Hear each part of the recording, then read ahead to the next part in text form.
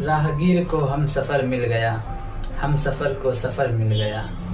जो बैठा रहा उसे कुछ ना मिला, जो चल पड़ा उसे सब मिल गया था। हमें रूम भाड़ा जो है 9,000 पेमेंट करना था, तो जिसमें से हमने 1 महीने का रूम भाड़ा पेमेंट कर दिया था, यानी कि 4,500 रुपया, ठीक। और 2,000 रुपया जो है मैंने अगले महीने के लिए जमा कर लिया था, जो कि हमें 28 तारीख को पेमेंट करना था, और 2500 रुपया बाकी थे जमा करने को, ठीक।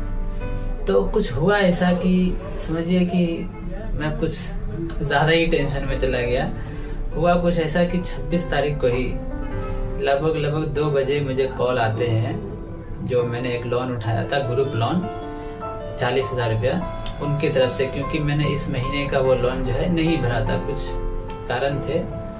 तो फिर हमें घर से हमारी वाइफ ने कॉल किया और हमें ऐसी बात बताई। तो मैंने कहा ठीक है, तुम बोल रहे हो तो मैं कर देता हूँ पेमेंट। अब हुआ क्या, जो मेरे कुछ जो 2,000 का मैंने उनके अकाउंट में रखे हुए थे रूम भाड़े के लिए, तो मुझे कॉल आया ऐसी बात है। तो मैंने कहा तब तो ये अर्जेंट है, इधर भी देना ज़रूरी है। मैंने फिर क्या किया, ठीक है, उनको पेमेंट कर दिया 2142 रुपया। वैसे 2100 रुपया होते हैं, लेकिन मैंने जो कि इतना दिन लेट किया जिसके वजह से मुझे पेनल्टी लगी है, एक्स्ट्रा अमाउंट जो है पेमेंट करना पड़ा है मुझे 42 रुपया। फिर मैंने क्या किया, 26 तारीख को काम किया। तो 26 तारीख को लगभग हमारा 1,000 का काम हुआ, और 1,000 में क्या है कि 800 का मेरा अर्निंग था, और 200 रुपया कंपनी की तरफ से ऑफर मिला था, जो कि मिला के 1,000 रुपया होते हैं। तो ऑफर के जो पैसे होते हैं वो कंपनी बाद में पैसा देता है। हफ्ते का जो पूरा ऑफर होता है ना, वो सब एक ही बार में मिला करके, जैसे कभी 200 रुपया ऑफर मिले, कभी 300 मिले, कभी 250, कभी 100, सभी का ऑफर मिला करके जो होता है अमाउंट ऑफर वाला, वो सोमवार को पेमेंट होता है। बाकी जो रोज का जो कमाई होता है वो उसी दिन हम ट्रांसफर अकाउंट में कर सकते हैं। तो चूंकि 1,000 रुपया हुआ था उस दिन 26 तारीख को, तो 800 रुपया मेरे अकाउंट में आया, जिसमें से मैंने 200 रुपया घर भेज दिए। लगभग अभी कुछ ही दिन पहले क्या कहते हैं मैंने भेजे हैं घर 200 रुपया, और उसके बाद बचे 600 रुपया हमारे पास। क्योंकि मुझे 28 तारीख को पेमेंट करने थे रूम भाड़ा 4500 रुपया, जो कि अब मेरे पास रूम भाड़ा पेमेंट करने के लिए 28 तारीख को नहीं है, जैसे कि 26 तारीख को। फिर 27 तारीख को मैंने काम किए लगभग 1050 रुपये का, यानी कि संडे के दिन। आज अभी काम पे निकलूंगा तो आज भी लगभग 1,000 का काम होगा। 150 रुपया पेट्रोल उसमें से मैनेज करेंगे, ठीक है। तो लगभग आज का 1,000 और कल का 1,000, और क्या कहते हैं 26 तारीख का 500 मिलाकर 2500 रुपया आज मेरे पास होगा। लेकिन अब रूम ऑनर का तो फोन आएगा कि भाई हमें 28 तारीख का टाइम दिया गया था, तो 28 तारीख को पेमेंट करना है। लेकिन अब क्या करना होगा, मजबूरी है, ऐसा मतलब हो गया।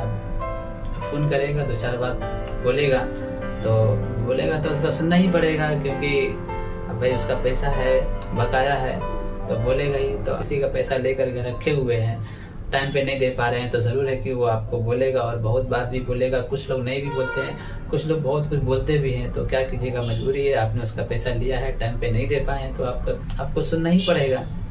तो वैसे ही मुझे भी बोलेगा 2-3 बात, तो क्या करूँ, मुझे भी सुनना ही पड़ेगा।